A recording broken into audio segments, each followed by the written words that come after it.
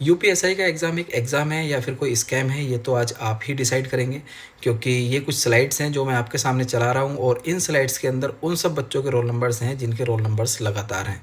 तो ऐसा क्या हुआ है कि एक ही कॉलेज में वो सब विद्वान आ गए या 2-3 कॉलेजेस में वो सब विद्वान आ गए जिनका यूपीएसआई के लिए सिलेक्शन होना था, जिनके 150 155 सवाल सही हैं 160 में से। तो ये कोई महज इत्तेफाक नहीं है, ये एक रची रचाई घटना है। उन सब बच्चों के साथ ये धोखा हुआ है जिन लोगों ने मेहनत की, पढ़ाई की और पढ़ाई करने के बाद 140-45 सवाल सही किए, जो कि अपने आप में बहुत बड़ा टास्क है कि 140-45 सवाल सही करने आसान नहीं है। लेकिन क्या है ना कि मैं पिछले 3-4 दिन से कंटिन्यूसली ये बोल रहा हूँ सबसे कि हाँ, एक साथ आ जाते हैं, एकजुट हो जाते हैं, इस आवाज़ को थोड़ा उठा लेते हैं। लेकिन मेरे कमेंट सेक्शन में तो आप सब लोग बहुत ज़्यादा जोश दिखाते हैं, हाँ भैया गलत है, ये तो गलत हुआ है, ये तो स्कैम है। लेकिन अभी तक एक भी बंदा सामने नहीं आया है कि भैया आप कदम उठाइए, हम आपके साथ चलेंगे। ऐसा कहने वाला मुझे एक भी बंदा अभी तक नहीं मिला है। और जहाँ तक मुझे लग रहा है ना, ये हमारी मानसिकता हो चुकी है।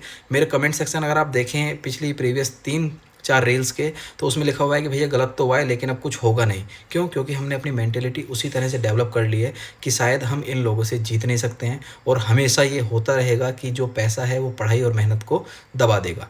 और यही अब इस एग्ज़ाम में भी होता आ रहा है। लेकिन भाई मैं आपको बता दूं, आपकी एक आवाज़ इतनी बुलंद हो सकती है कि वो इस पूरी भर्ती को रद्द करा सकती है।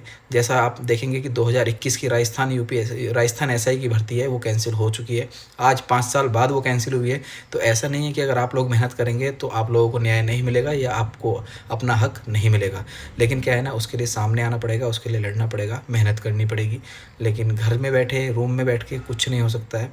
हाँ, ऑनलाइन हम खेलते रहेंगे ट्विटर, उससे भी कुछ नहीं होगा। अगर हाँ, हम सब लोग साथ आ जाएंगे तो कुछ हो सकता है, वरना आपकी मेहनत वही सेम रूटीन में आ जाएगी। जैसा आज यूपीएसआई वाले बच्चों के साथ हो रहा है, कल वही यूपी कांस्टेबल और होमगार्ड वाले बच्चों के साथ होगा।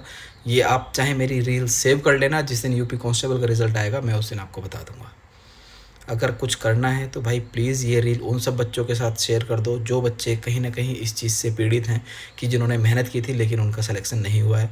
और सब लोग अगर एकजुट हो सकते हैं अभी भी, तो हो सकता है कि कुछ ना कुछ इसका आउटपुट निकल आए। कहीं कहीं ना कहीं ये भी हो सकता है, एटलीस्ट आपका जो स्कोर कार्ड है वो तो शो हो ही सकता है अगर कुछ भी नहीं होगा।